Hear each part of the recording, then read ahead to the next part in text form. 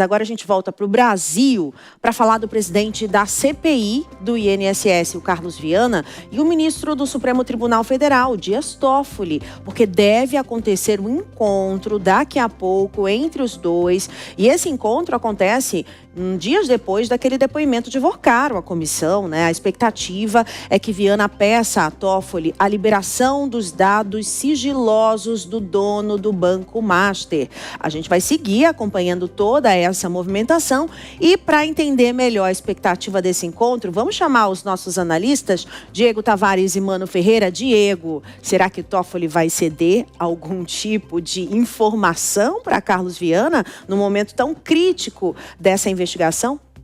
Olha, para você ver, Márcia, a situação do brasileiro como é complicada, né? São questões que se misturam, são fatos políticos que se misturam e, com isso, nós vamos normalizando aquilo que jamais deveria ser normalizado. O ministro da Suprema Corte de nenhuma democracia séria deveria se envolver com expedientes políticos. É só aqui no Brasil, infelizmente, que nós observamos os ministros dando tantas opiniões inclusive sobre casos que no futuro pode ser que venham a ser colocados sob sua tutela dentro do Poder Judiciário. Então, não seria de bom tom que esse encontro de fato ocorra e não traz para o Brasil, que já tem tantos problemas com o seu republicanismo, mais aparência de rigidez para suas instituições. Nós já vemos uma deterioração muito grande das instituições do ponto de vista de sua aceitação perante a sociedade, da confiabilidade perante a sociedade, e é justamente esse tipo de encontro que robustece esse tipo de situação, essa deterioração que já ocorre com certa latência aqui no Brasil. Inclusive a gente tem uma apuração exclusiva aqui da Jovem Pan, do Cássio Zeiman, que a defesa de Vorcaro avalia a ida do banqueiro à CPMI do INSS, mas a defesa já quer fazer um pedido de um habeas corpus no Supremo Tribunal Federal para que o banqueiro não seja obrigado a comparecer à comissão parlamentar de inquérito. Vorcaro foi convocado na condição de testemunha, não de investigado. Inclusive a gente vai espelhar, a gente já consegue espelhar, Brenda, daqui a pouco a gente vai colocar a reportagem completa aqui, a coluna do Cássio Zeiman, no nosso site jovempan.com.br. Mas aproveitando esse assunto, seria realmente de grande valia, né? Um depoimento de Vorcaro, mas ele também seria muito exposto nessa condição, Mano Ferreira. Pois é, Márcia, e geralmente quando nós temos figurões como Daniel Vorcaro envolvidos de forma tão central numa trama que acaba conectando diversas parcelas subterrâneas da política brasileira,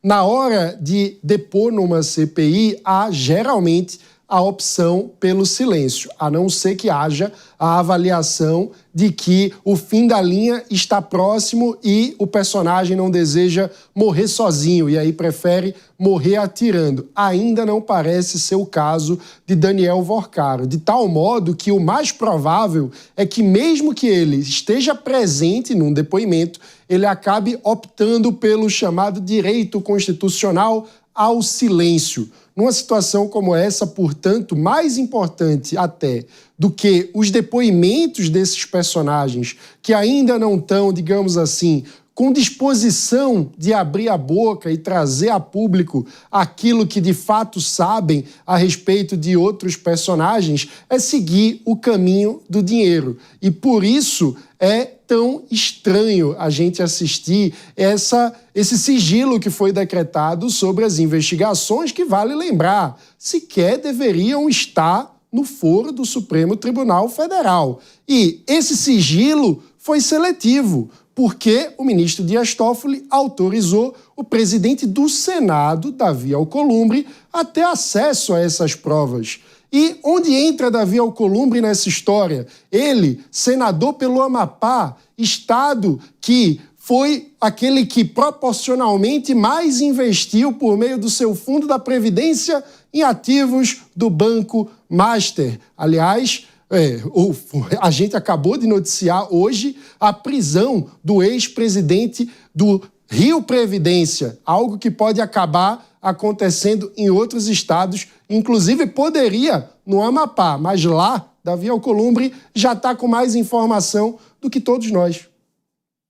Pois é, Mano Ferreira, esse é o grande problema. Eles sabem antes de nós e aí já fazem as manobras políticas e jurídicas para se protegerem, né? Vamos abrir então aqui na nossa tela, por favor, a notícia do Cássio Zeyman, que a gente falou sobre a defesa de Vorcaro, que já quer pedir um habeas corpus para que ele não precise comparecer à CPMI do INSS, a reportagem completa, então, aqui com várias informações e já fala também sobre esse encontro de Carlos Viana e Toffoli, também nesta terça-feira, no final da tarde, eles devem se encontrar para discutir justamente essas questões dos depoimentos da CPMI e do INSS. Vamos voltar um pouquinho, então, com o Diego Tavares. Diego, realmente, quando a gente vê essa CPMI e o tanto de agentes públicos envolvidos nessa situação do Banco Master, causa uma certa estranheza o sigilo, como o Mano colocou, e ele quebrou o sigilo só onde ele queria. Ele, digo, Toffoli, né? Justamente onde ele sabia que não ia se comprometer. Esse juiz, ele deveria decretar suspeição nesse caso?